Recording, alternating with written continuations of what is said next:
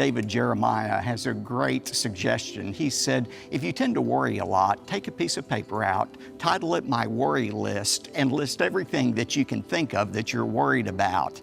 And then when you have exhausted your worry list, take a pen, scratch out the word worry, and insert the word prayer. Turn your worry list into your prayer list. So much to talk about. We live in a strange time now. If I could classify it in any way, it would be we're living in the age of disinformation, misinformation, deep fakes, sleight of hand, you name it. We need people like you to give us guidance on how to handle all the lies that are out there in the world.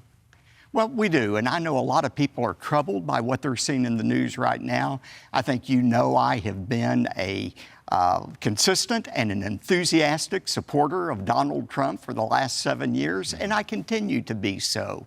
But I know there are many of his supporters who are troubled by the raid at Mar-a-Lago, and they wonder what's going on with the Department of Justice. And to encourage people, especially Christians right now, there are 3 phrases I would have to encourage you in spite of what's going on in the world. First of all, be mindful. Be mindful of the fact that we don't have all the facts yet. Proverbs 18:13 says it's foolish to make a judgment about something without having all the information. The second phrase is be careful. Be careful that justified anger, perhaps, doesn't turn into unjustified bitterness. You know, sometimes we have a right to be angry, especially if we think conservatives are being singled out for investigation, but we've got to be careful that that doesn't turn into destructive bitterness. Hebrews 12:15 says, be on guard against any root of bitterness. Frankly, Doug, all of these threats against law enforcement officials, acts of violence, that has no place in the life of a Christian. And finally, I would say be prayerful. I've actually heard of Christians who've said, I can't sleep at night after what happened at Mar-a-Lago. Well, let me give you the greatest spiritual sleeping pill I know of. It's Philippians 4:6. It says, don't worry about anything. Instead, pray about everything, and the peace of God will guard your hearts and minds in Christ Jesus. That's interesting to me. Let's start with where you just finished right there. Because I suspect there are lots of people who pray but don't find any sort of a resolution or comfort in the actual act. Does it require discipline? Does it require commitment? No easy answers? Well, quick fixes? The answers don't always come immediately, but they come ultimately. My friend David Jeremiah has a great suggestion. He said, if you tend to worry a lot, take a piece of paper out, title it My Worry List, and list everything that you can think of that you're worried about. And then when you have exhausted your worry list, take a pen, scratch out the word worry, and insert the word prayer. Turn your worry list into your prayer list.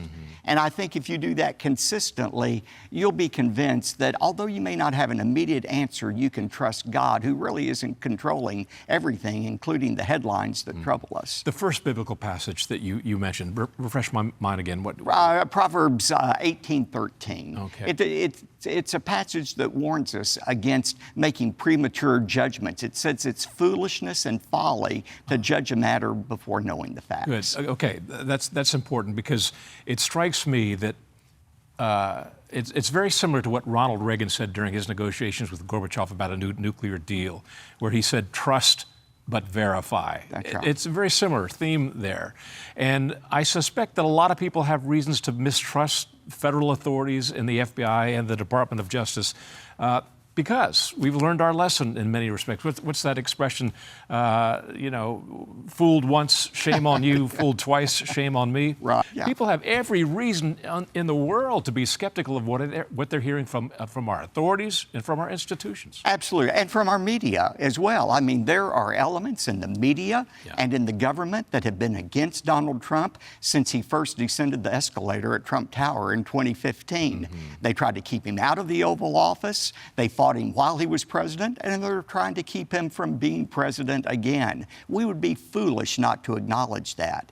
But that doesn't mean everything is untrue that we hear. That's why we need the wisdom of God to discern what we're listening to. And as far as the government authorities, I think most people in the Department of Justice and FBI are good people, but there are rogue elements inside the government. Let me tell you an interesting story. Last week, there was a story that the Department of Justice was investigating the Southern Baptist Convention. A friend of mine was with former Attorney General John Ashcroft when that news broke. And Ashcroft told my friend that when he was Attorney General, he had to push back consistently against government attempts to investigate churches. So we need to know there are those rogue elements in groups of men and women who are trying to do the right thing. Right. Do the right thing is a key point, and we should stress, you didn't say it, but I'll say it. The Southern Baptist Convention says it will cooperate fully with the FBI.